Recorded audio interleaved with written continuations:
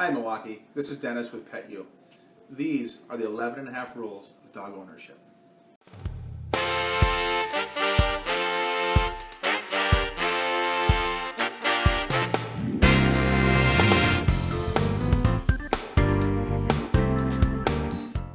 Hey Dennis, I read in your book, The 11 and a Half Rules of Dog Ownership, that the number one rule is sometimes good dogs do bad things. Could you elaborate for me? You know, on some of these things, we have to make sure that we don't assign behaviors as a bad dog. You know, just like in people, sometimes we do things that aren't right. So what we want to do is in the book is we keep things in order. We try to put things so that people can understand what we do. One of the topics that we talk about is type of breed. You know, when we go picking a dog, Humane Society or through a breeder, we have to make sure that the breed fits our lifestyle. That's very important. Whether it's a working breed or a hunting breed, terrier breed, you know, each dog has its own characteristics. When you're looking for a puppy, temperament. You know, when we're training our own house dogs and we have our family pets, we have to make sure that we've identified what kind of temperament they have. You know, a soft temperament, energetic, dominant, those are all, you train those all differently. You have to handle those in a different manner.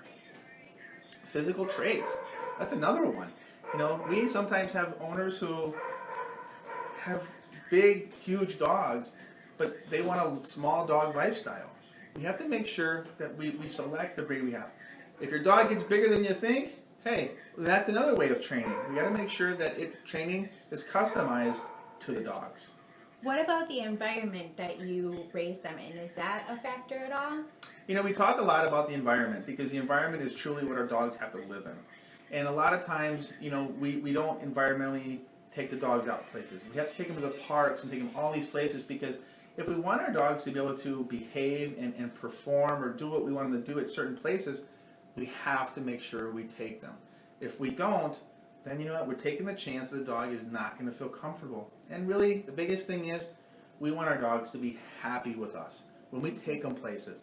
If they're not happy, they have anxiety, you know, it's not fair to them. And what's one of the other things that are really important for us to know as pet owners? You know, also you need to realize, you know, the mental strengths and weaknesses of your dog. You know, some dogs are more apt to learning higher level tricks, being more energetic, and it kind of works down to all these things that comes into play. You know, and the biggest thing about this first chapter is what we're trying to create is we want people to start to think about their dog as a whole. Don't just narrow it down to one or two behaviors that the dog's doing and now we label them as a bad dog, an aggressive dog, a dominant dog. No. You really need to take all these things, put them together, and do a proper evaluation of what your dog is and what he needs to be successful.